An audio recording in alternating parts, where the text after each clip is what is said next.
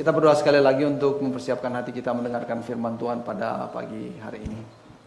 Kita tundukkan kepala, kita berdoa.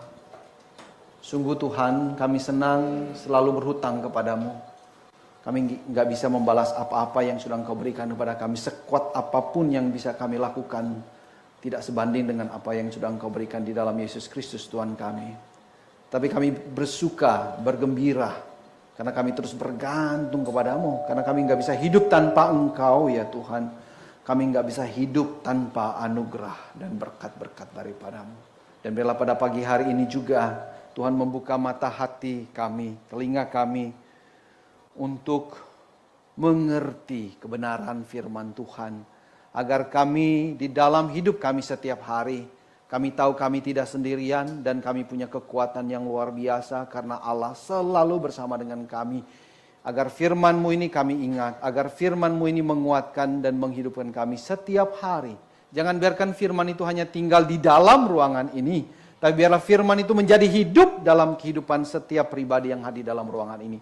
Tuhan menolong kami. Pakai hamba-Mu yang sudah mempersiapkan. Tidak sempurna, tapi dalam ketidaksempurnaan ini biarlah Kau nyatakan kesempurnaan kasih dan kuasa-Mu kepada setiap kami di ruangan ini. Demi Kristus Tuhan kami berdoa, kami bersyukur. Amin. Oke, saudara-saudari yang terkasih di dalam Tuhan Yesus, mari kita membuka firman Tuhan dari kitab Galatia, pasal yang kelima, ayat 1 sampai 6.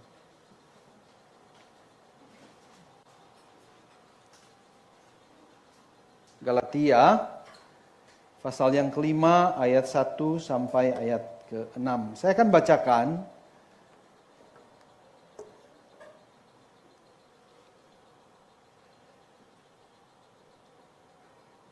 Perhatikan di dalam Alkitab masing-masing. Saya akan bacakan dari Alkitab terjemahan baru edisi kedua. Kemerdekaan Kristen, supaya kita sungguh-sungguh merdeka, Kristus telah memerdekakan kita. Karena itu berdirilah teguh dan jangan mau lagi dikenakan kuk perhambaan. Sesungguhnya aku Paulus berkata kepadamu, jikalau kamu menyunatkan dirimu, Kristus sama sekali tidak akan berguna bagimu. Sekali lagi kutegaskan kepada setiap orang yang menyunatkan dirinya bahwa ia wajib melakukan seluruh hukum Taurat. Kamu lepas dari Kristus jikalau kamu mengharapkan pembenaran melalui hukum Taurat. Kamu hidup di luar anugerah. Sebab oleh Roh dan karena iman kita menantikan pembenaran yang kita harapkan. Sebab bagi orang-orang yang ada di dalam Kristus Yesus, hal bersunat atau tidak bersunat tidak mempunyai arti.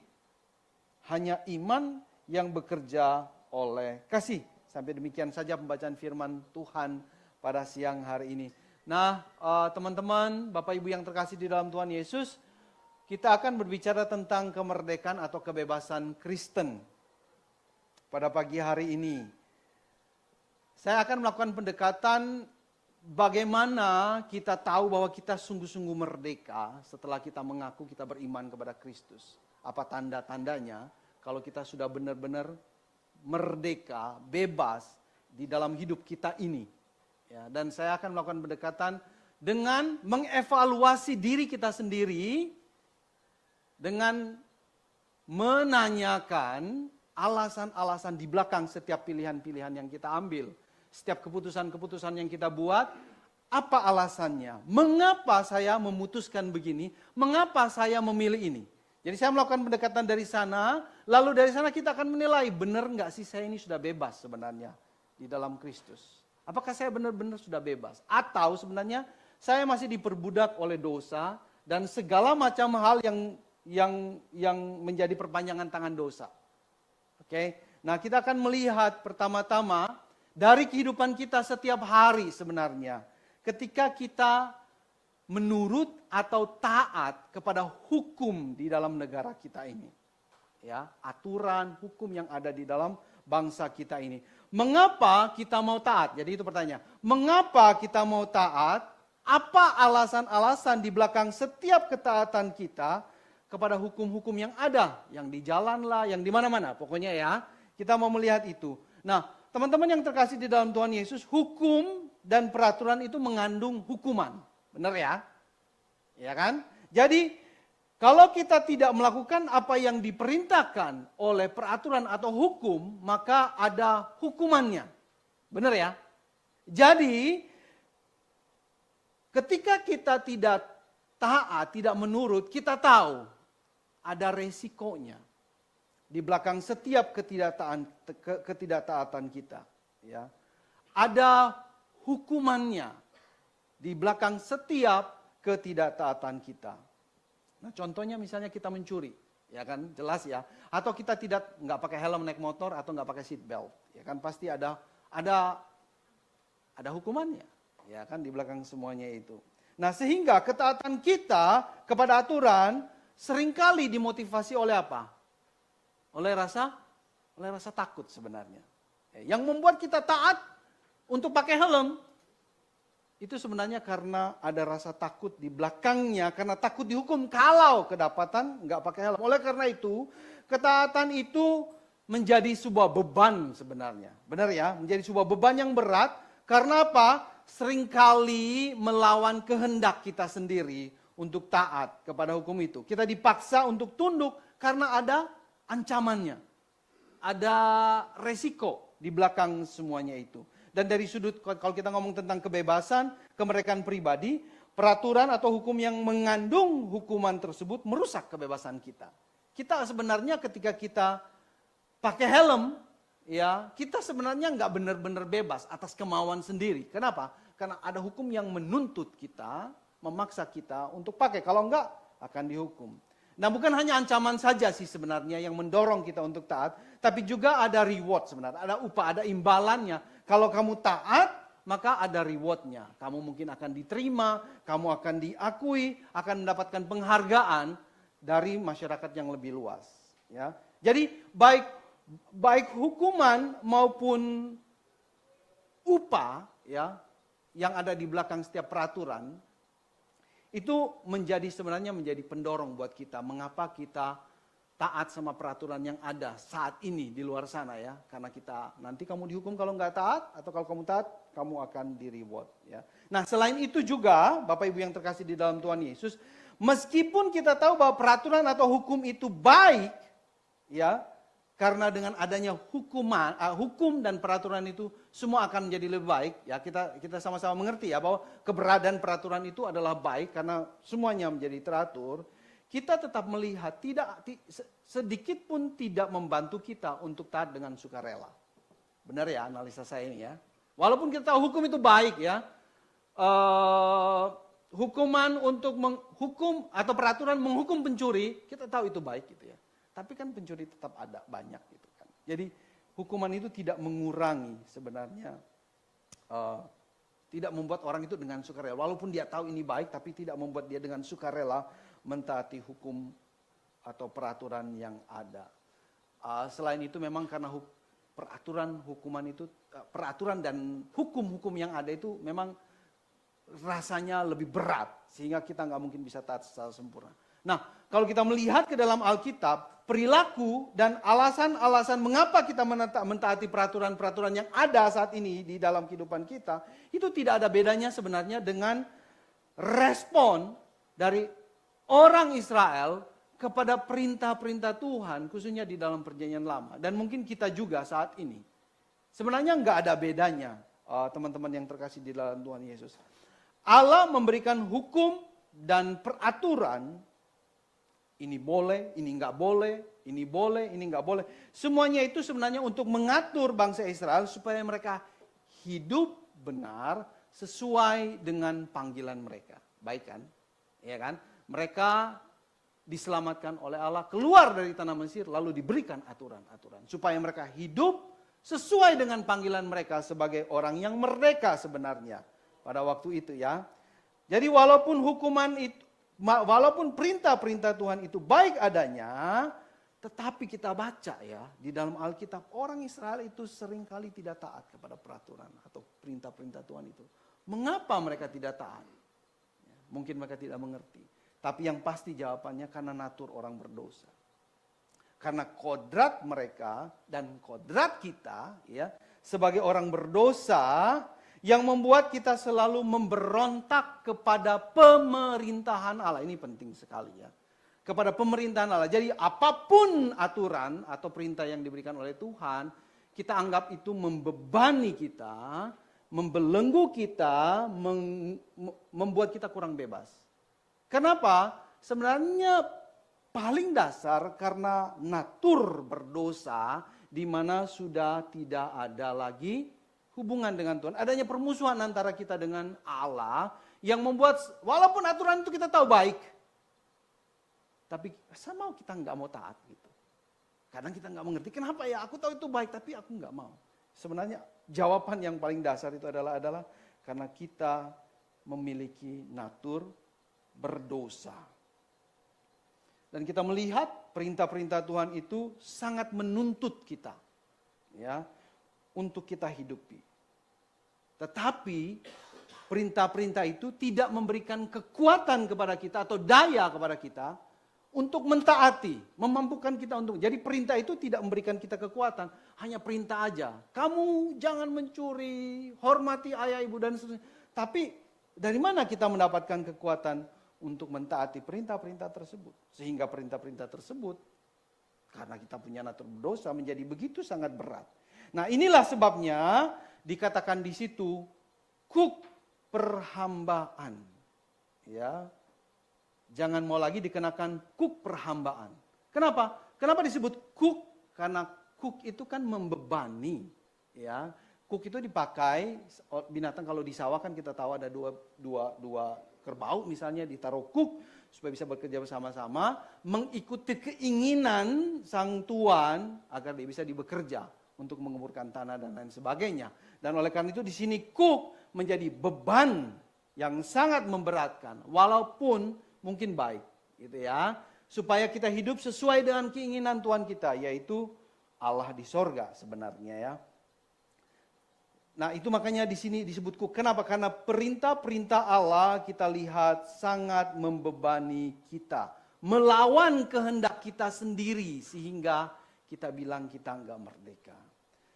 Dan karena perintah-perintah tersebut hanya menuntut tetapi tidak memberikan kekuatan dan daya kepada kita, maka kita mulai berpikir bagaimana caranya supaya saya bisa taat dengan senang hati misalnya. Lalu kita create, ya kan sebenarnya, motivasi yang ada di dalam diri kita. Dan tentu motivasi itu kembali berhubungan dengan apa?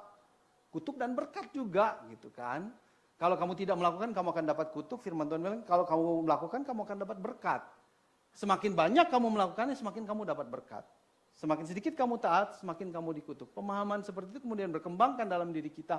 Lalu kemudian dari sana kemudian muncullah kesombongan rohani kita bilang. Ya mereka yang motivasinya lebih kuat, dorongannya lebih kuat, lebih rohani kita katakan, mereka cenderung menjadi lebih sombong daripada orang-orang lain yang kurang termotivasi dan kita katakan rohani mereka kurang rohani. Lalu mulai sombong, membeda-bedakan, lalu ada yang mulai minder secara rohani, mundur, nggak mau kelihatan, tapi ada yang maju dan begitu pede sebenarnya. Dan kenapa? Karena didasari tadi pada apa? Pada kegiatan-kegiatan rohani yang dia lakukan di dalam kehidupannya, baik di dalam gereja maupun kehidupan pribadinya. Nah, keberhasilan rohani inilah yang digambarkan sebenarnya oleh sunat ya. Di situ dikatakan sunatnya. Kita tahu jemaat di Galatia itu kan adalah bukan orang Yahudi ya, mereka orang Yunani boleh dikatakan demikian ya, dan mereka menjadi orang percaya. Tetapi setelah mereka menjadi percaya, lalu mereka dituntut pula oleh orang-orang Yahudi untuk sunat. Kamu harus ikut juga peraturan sunat ini.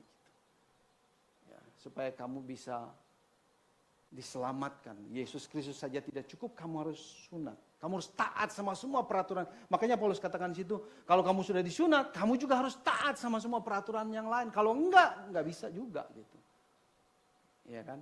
Jadi sunat ini menggambarkan bahwa kita itu berhasil melakukan peraturan-peraturan yang ada, lalu kemudian kita diterima dan diakui dan masuk dalam sebuah komunitas di mana kita merasa menjadi bagian di dalamnya. Sebaliknya orang yang nggak sunat, itu orang yang karena tidak sunat ya di luar kelompok, tidak diakui, mungkin disingkirkan, ya mungkin menjadi kelas 2 dan seterusnya. Ya makanya Paulus katakan di situ sebenarnya. Jadi kita lihat di situ, jadi sebenarnya ketika kita berbicara mengenai sunat dan tidak sunat, itu mengenai kekuatan kita berdasarkan kekuatan manusia yang ingin membenarkan dirinya.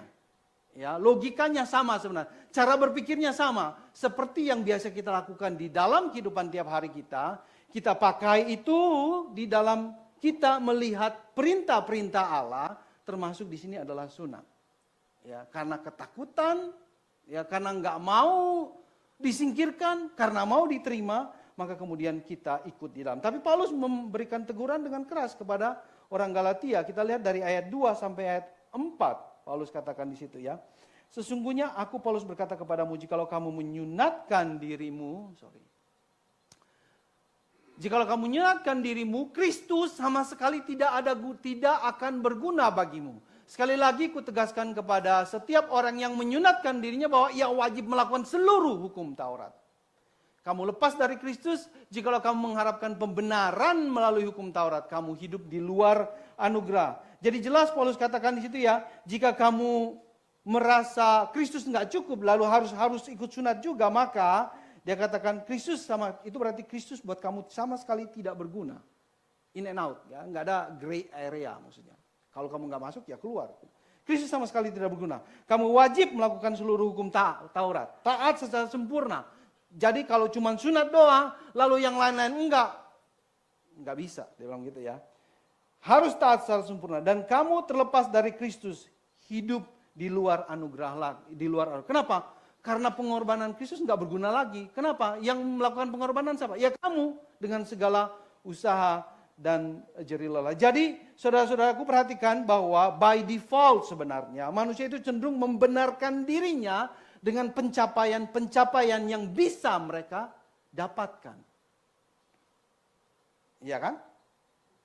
Bisa jadi, sangat jadi saya pikir. Sangat mungkin bahwa walaupun kita katakan bahwa kita beriman kepada Yesus Kristus, namun secara operasionalnya dalam kehidupan kita setiap hari, Yesus itu tidak terlibat sama sekali. Ya, pengajaran tentang dibenarkan oleh iman di dalam Yesus Kristus hanya tinggal di dalam gereja, tapi di luar kita tetap melakukan usaha dan jerih lelah kita untuk membenarkan diri kita. Contoh yang paling gampang adalah ketika kita telat misalnya. Lalu kita berusaha memberikan banyak alasan untuk membenarkan ketelatan kita. Gak ada rasa bersalah kan? Oleh karena itu ujung-ujungnya. Jadi setiap saat kita selalu akan memberikan argumentasi. Alasan di belakang setiap tindakan kita, mengapanya itu, ya untuk membenarkan semua perbuatan kita. Jarang kita bisa mengakui kesalahan-kesalahan yang kita buat. Jarang sekali. Dan kebiasaan-kebiasaan ini kemudian masuk ke dalam kehidupan rohani kita juga sebenarnya. Oleh karena itu bagian pertama ini kita mau evaluasi ya. Mengapa? Kita mau bertanya, mengapa saya melakukan ini? Mengapa saya melakukan itu? Mengapa saya mau taat sama perintah Tuhan? Apa alasan-alasannya? Di belakang apa motifnya? Saya mau datang ke gereja misalnya pagi hari ini. Misalnya gitu ya. Oh hari ini kan hari Minggu. Ya saya harus ke gereja. Apakah itu jawaban yang benar? Atau mungkin mengapa ya saya itu jengkel sekali sama teman saya tadi pagi. Karena dia nggak nyapa saya gitu. Mengapa? Apa alasan saya marah sama dia karena dia nggak nyapa saya gitu. Apa alasannya? Nah jawaban ini kemudian bisa jadi karena kita takut juga. Misalnya, kenapa saya marah? Saya takut kehilangan dia sebenarnya. Misalnya, saya takut nggak dihormati, saya nggak bisa jadi itu jawabannya, iya kan? Dan itu berada di bawah sebuah belenggu keinginan untuk mencapai apa yang kita ingin melalui setiap perbuatan-perbuatan kita. Ngerti maksud saya ya? Itu yang pertama. Itulah mengapa Paulus katakan jangan lagi mau ke sana. Jangan lagi membenarkan dirimu sendiri. Ya, kalau kamu memakai itu maka kamu ada di luar Kristus. Namun yang kedua, namun jika kita benar-benar sudah diselamatkan, ya, kita sungguh-sungguh sudah diselamatkan, yaitu bahwa kita hanya perlu percaya pada pencapaian yang sudah diraih oleh Yesus. Kita tidak usah berusaha dan bekerja lagi. Kita hanya perlu percaya pada karya Yesus di atas kayu salib. Maka masih perlukah kita berusaha untuk taat?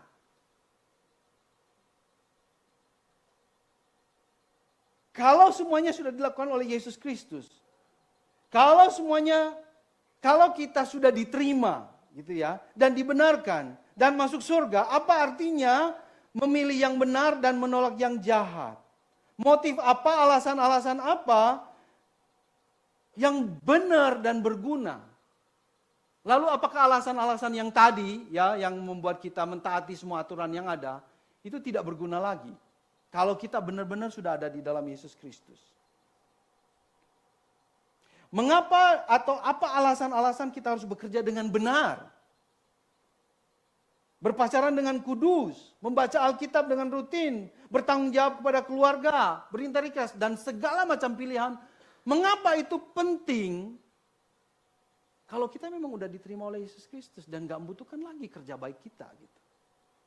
Apa alasan yang benar di belakang semuanya itu? Itu yang mau kita lihat bagian kedua ini. Nah, kita lihat di ayat kelima, Paulus katakan, sebab oleh Roh dan karena iman kita menantikan pembenaran yang kita harapkan. Ya, ini mirip dengan apa yang ditulis Paulus di dalam Roma pasal 5 ayat 1. Sebab itu kita yang dibenarkan. Kata yang sama ya, pembenaran di ayat 5, Galatia 5:5 pembenaran, dan di Roma 5 ayat 1 dibenarkan, memakai akar kata yang sama di dalam bahasa Yunaninya. Kita dibenarkan karena iman, kita hidup dalam damai sejahtera dengan Allah oleh karena Tuhan kita Yesus Kristus. Ya, kalau kita melihat dengan lebih seksama di Galatia, sepertinya pembenarannya itu nanti, hanya sebuah harapan. Sedangkan di Roma 5:1 dibenarkan atau pembenaran sudah terjadi dan kita sekarang tinggal atau berada di dalam kebenaran Allah melalui Yesus Kristus Tuhan kita. Tapi kalau kita perhatikan sebenarnya kata harapan itu, hope itu ya, itu sebenarnya bukan tentang satu harapan yang tidak jelas di masa yang akan datang, enggak. Ya, tetapi satu kepastian. Kenapa? Karena harapan kita itu bukan pada perbuatan kita atau perbuatan manusia yang enggak tahu masa depan. Ya kan? Tapi perbuatan harapan kita itu kita taruh pada apa? Pada apa yang sudah dikerjakan oleh Yesus Kristus 2000 tahun yang lalu yang tidak akan berubah lagi gitu ya. Jadi ketika kita bilang kita sudah dibenarkan hari ini, maka penantian akan pembenaran itu adalah sebuah kepastian. Harapan itu karena ngomong hanya masa depan aja, tapi sebenarnya kepastiannya sama. Kenapa? Karena yang kita berharap kepada Allah yang sudah melakukannya dan akan menjaganya. Dan memastikan kita akan sampai di sana. Amin. Jadi Allah yang setia, kepadanya lah kita bersandar. Kepadanya lah kita percaya. Dia yang setia dan adil. Dia yang setia. Ya, dia sudah membuatnya, dia akan menjaga sampai kita sampai ke sana gitu ya.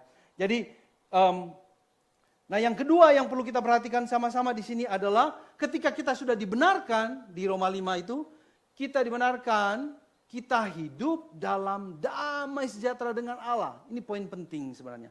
Dalam damai sejahtera dengan Allah. Tadi saya sebutkan bahwa ketika kita bilang kita nggak bisa atau susah taat kepada perintah-perintah Allah, itu karena ada kodrat dosanya. Karena ada natur dosanya di mana kita nggak mau berada di bawah pemerintahan Allah atau relasi kita dengan Allah sudah putus.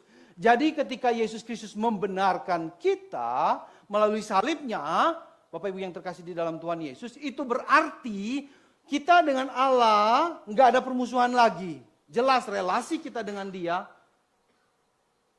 dibenarkan. Sudah baik. Nggak ada lagi perselisihan antara kita dengan Dia. Sehingga oleh karena itu kita melihat perkataannya, firman-Nya, hukum-hukumnya itu adalah satu yang memberikan kehidupan, bukan lagi bertentangan dengan keinginan-keinginan kita sendiri. Bukan lagi bertentangan dengan kebebasan kita. Karena kita bukan lagi diperbudak oleh dosa tadi, tapi sudah berada di bawah pemerintahan Allah. Damai sejahtera dengan Allah membuat perubahan dalam natur atau kodrat kita sebenarnya. Ya. Damai sejahtera dengan Allah membuat perubahan dalam kodrat dari ketaatan kita. Bukan lagi untuk menjajah kita, tetapi menjadi sebuah kegiatan orang merdeka sebenarnya. Ketaatan itu menjadi sebuah kegiatan dari orang yang sudah merdeka. Ketaatan itu bukan lagi untuk membenarkan diri kita sendiri, saya lebih baik dari kamu, misalnya gitu ya tadi ya. Karena ada reward, ada hukumannya, dan oleh karena itu kita takut. Atau karena ingin rewardnya, maka kita taat. Tapi ketika damai sejahtera dengan Allah itu sudah terjadi melalui pembenaran di dalam Yesus Kristus, maka ketaatan itu bukan lagi mengenai pembenaran diri, melainkan tentang apa? Pengudusan. Tentang menjadi orang kudus. Menjadi seorang pribadi yang hidup sesuai dengan apa yang sudah diinginkan oleh Tuhan. Sesuai dengan rancangan Allah. Mula-mula. Sesuai dengan kata pembenaran tadi itu. Jadi hidup sebagai orang benar di dalam Yesus Kristus. Hati yang baru dan Roh Kudus dalam kita mengembalikan kewarasan kita sebenarnya ya. Waktu kita masih ada dalam dosa kita nggak waras sebenarnya. Kewarasan kita itu ketika Roh Kudus tinggal di dalam kita. Sehingga kita mengerti bahwa perintah-perintah Allah itu adalah hidup dan makan rohani buat kita. Setiap kali kita taat, kita menjadi semakin menjadi ciptaan Allah yang sebenarnya. Setiap kali kita taat. Ya sama seperti misalnya kita umpamakan mobil bensin. Kita masukkan bensin, bukan masukkan solar misalnya. Ya, kalau mobil bensin kita masukkan solar, dia bekerja, tapi kemudian gampang rusak bukan? Atau mungkin nggak mau jalan juga gitu ya. Tapi kalau kita masukkan bensin, dia akan bekerja secara prima. Karena dia dibuat, didesain, hanya bisa bergerak dan beroperasi dengan bensin. Demikian juga saya pikir kita manusia, kita hanya bisa bergerak, beraktivitas, mencapai fungsi yang prima kalau kita taat pada firman Tuhan sebagai makanan. Sehingga kita bisa berfungsi sebagaimana Allah mau kita menjadi seperti itu. Amin. Nah itulah ketaatan sebenarnya. Bukan lagi, jadi setelah kita percaya kepada Kristus bukan lagi membelenggu kita, tapi semakin membuat kita bebas. Semakin membuat kita merdeka, menjadi ciptaan Allah sebagaimana dia desain dulunya. Perspektifnya berubah di sini, ya. Jadi semakin kita mentaati kebenaran Allah, kita semakin bebas dan merdeka karena kita menjadi pribadi yang sesuai dengan rancangan Allah. Dan oleh karena itu, motif lama tadi yang dikuasai oleh rasa takut, ya, sekarang diganti oleh apa? Motif sebenarnya. Karena ada damai sejahtera, ada ini, maka kasih. Ya, itu di ayat 6 ditulis dengan baik sekali. Sebab bagi orang-orang yang ada di dalam Kristus Yesus, hal bersunat atau tidak bersunat tidak mempunyai arti, hanya iman yang bekerja oleh kasih. Oleh kasih. Jadi menegaskan bahwa sunat atau tidak sunat itu nggak penting lagi di dalam pembenaran diri kita lagi, nggak penting sebenarnya. Yang penting adalah iman yang bekerja oleh kasih. Iman bekerja oleh kasih. Bekerja oleh kasih. Di dalam Yohanes 14 ayat 15, jikalau kamu mengasihi aku, kamu akan menuruti perintah. Jadi pendorongnya itu, alasan dari semua perbuatan kita itu bukan lagi ketakutan, ingin dapat ini atau takut ini, tapi mengasihi. Tapi mengasihi.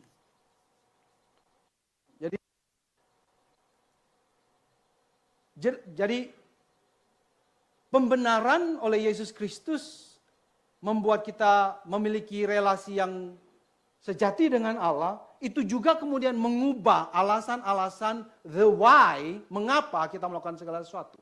Mengubah juga. Jadi ketika hati kita diubah, alasan-alasan hidup pun itu berubah.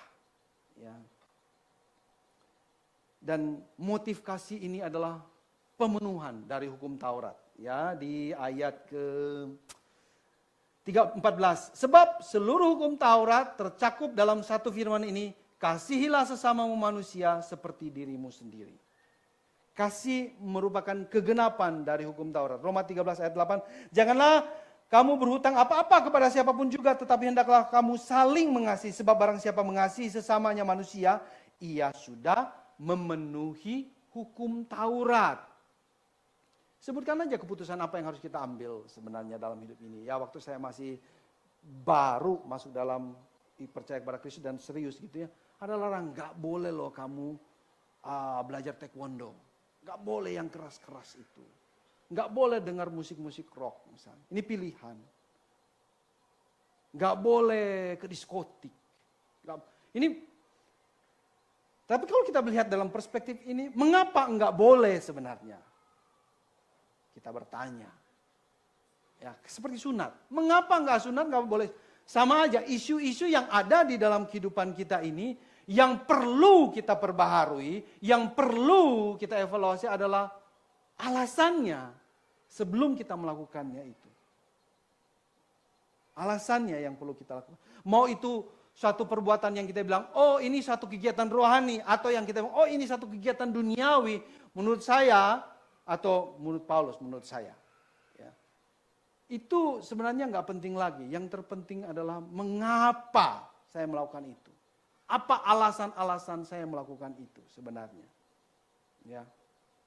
Jadi sebenarnya dengan alasan itu kita bisa memilah sendiri. Ini yang harus saya lakukan, ini enggak. Kita nggak perlu banyak aturan. Kita nggak perlu, ngomong misalnya ya. Ini mungkin keluar batas. Kita nggak perlu 10 perintah Allah sebenarnya. Yang perlu kita tahu adalah apakah kita mengasihi Tuhan dan mengasihi orang lain. Lalu berdasarkan itu kita kemudian memilah-milah. Oh saya perlu melakukan ini. Oh ini nggak boleh. Ini perlu saya dengar. Oh ini nggak perlu saya dengar. Dan berbagai macam sebenarnya pilihan dalam kehidupan kita. Karena alasan mengasihi Tuhan dan mengasihi sesama itu dengan sendirinya akan memilah-milah. Mana yang sesuai dengan kehendak Tuhan dan mana yang bukan sesuai dengan kehendak Tuhan. 1 Korintus pasal 9 ayat 19. Sesungguhnya aku bebas terhadap semua orang, kata Paulus. Aku menjadikan diriku hamba dari semua orang. Supaya aku dapat memenangkan sebanyak mungkin. Dia bebas. Dia nggak harus jadi hamba kok gitu. Tapi dia memilih dengan bebas. Berdasarkan kasih tentu saja. Kalau kita bilang milih tanpa ada kungkungan, tanpa ada desakan paksaan, itu berarti motifnya adalah kasih. Kasih yang membuat kita suka rela sebenarnya ya. Untuk melakukannya. Dan Paulus bilang, saya orang bebas kok terhadap semua orang. Namun aku menjadikan diriku hamba dari semua orang. Walaupun dia nggak harus hamba, tapi dia supaya apa? Karena kasih juga gitu. Apa? Memenangkan sebanyak mungkin orang. Nah makanya di ayat 12 ya itu Paulus ngomong tentang pelayanan sebenarnya. Karena itu ungkapan yang terbaik atau penampakan appearance yang terbaik dari kasih sebenarnya dalam hidup kita. Dan sebagai penutup saya ingin sharing pengalaman saya dan saya menyadari ini beberapa tahun yang lalu sebenarnya. Bahwa behind the reason, di belakang ya, the reason behind segala sesuatu yang kita lakukan itu adalah kasih. Nah satu sore saya lagi duduk depan rumah gitu ya, sendirian, lagi duduk diem gitu, lalu kemudian istri saya itu lewat, dia masuk ke rumah dari luar rumah. Kan saya harus buka pintu gerbang dong, kan pintu gerbang terkunci ya. Lalu waktu saya berjalan sana, saya bilang, mengapa saya harus buka pintu gerbang buat dia gitu? Apakah karena saya suaminya? Apakah karena dia istri saya? Jadi itu dengan sendirinya terjadi gitu. Lalu saya bilang, ya karena saya mengasihi dia gitu. Lalu saya buka pintu gerbang. Dan kemudian setelah itu saya berpikir, ini kan pekerjaan yang mudah sebenarnya. Nggak pernah dipikirkan buka gerbang, buka pintu mobil dan segala macamnya ya.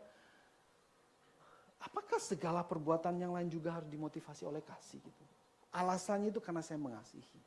Apakah kalau saya bekerja dengan baik, dengan sesuai dengan aturan, tepat waktu, itu juga karena saya mengasihi? Saya berpikir setelah kejadian itu, saya duduk lagi, saya mikir-mikir, dan saya simpulkan, ya emang seharusnya oleh kasih sih. Saya menjadi seorang pekerja yang baik, bukan karena saya digaji dengan besar sebenarnya, ya, at the end of the day, gitu ya. Tapi karena saya mengasihi apa yang bisa dilakukan oleh pekerjaan itu buat orang lain. Bagaimana saya bisa menjalani itu supaya kabar gembira Yesus Kristus itu boleh juga orang lain tahu. Mengasihi gitu ya. Mengasihi Tuhan dan mengasihi orang lain. Dan sejak saat itu ya, teman-teman yang terkasih di dalam Tuhan Yesus, dengan berjalannya waktu, saya merasa semakin free sebenarnya. Ya. Semakin free sebenarnya. Dalam arti bahwa saya nggak lagi terlalu dikungkung atau merasa takut dengan apa yang orang bilang sebenarnya. Dulu itu menjadi suatu pemikiran yang serius buat saya. Penampilan harus dijaga karena nanti orang bilang apa gitu. Dan itu sungguh-sungguh sama membelenggu ya. Tapi setelah kejadian itu berlalu, itu membebas. Nggak perlu lagi. Sebenarnya nggak perlu semuanya itu. Aturan-aturan itu nggak perlu gitu. Kenapa? Karena kita sudah bertumbuh menjadi mengerti bahwa inti dari hidup ini itu adalah mengasihi seperti Allah mengasihi kita. That's all. Saya bayangkan kalau kita masih anak-anak gitu ya. Kita kan buat aturan yang banyak buat anak-anak.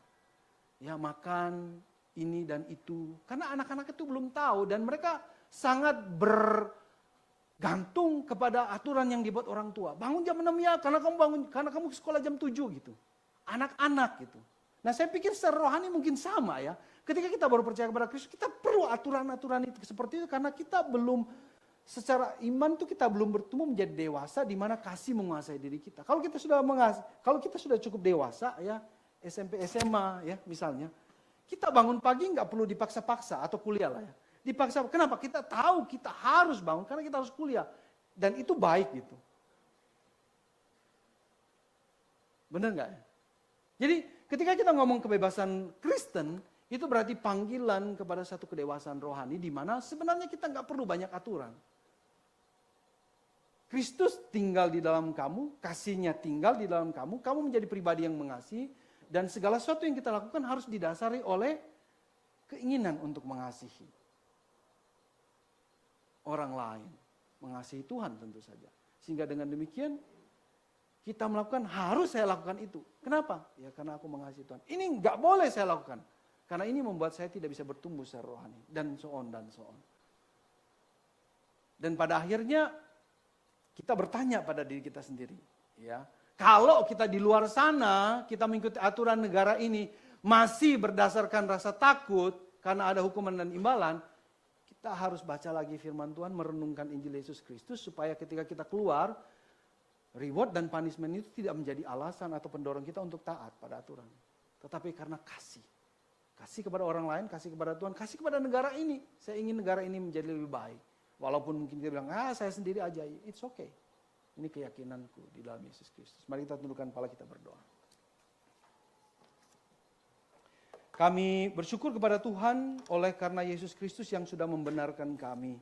Sehingga hubungan kami dengan Tuhan Allah Bapa di sorga tidak ada lagi yang bisa memisahkan. Kami melihat firman Tuhan sebagai firman yang hidup, perintah-perintah Tuhan sebagai perintah-perintah yang memerdekakan kami. Demikianlah kami ingin hidup sebagai orang merdeka. Tidak mau lagi ditentukan oleh berbagai macam aturan seakan-akan kami masih belum diselamatkan. Kami adalah orang yang sudah diselamatkan, kami bebas karena kami hidup di dalam kasih Tuhan. Tuhan tolong kami agar dalam perjalanan iman kami ini kami terus bertumbuh menjadi dewasa di dalam kerohanian kami. Sehingga dengan kesadaran sendiri, dengan kemauan sendiri, dengan kasih yang Tuhan berikan kepada kami melakukan pilihan-pilihan yang benar dalam kehidupan kami. Tuhan Yesus yang menolong kami. Demi Kristus Tuhan kami berdoa, kami bersyukur. Amin.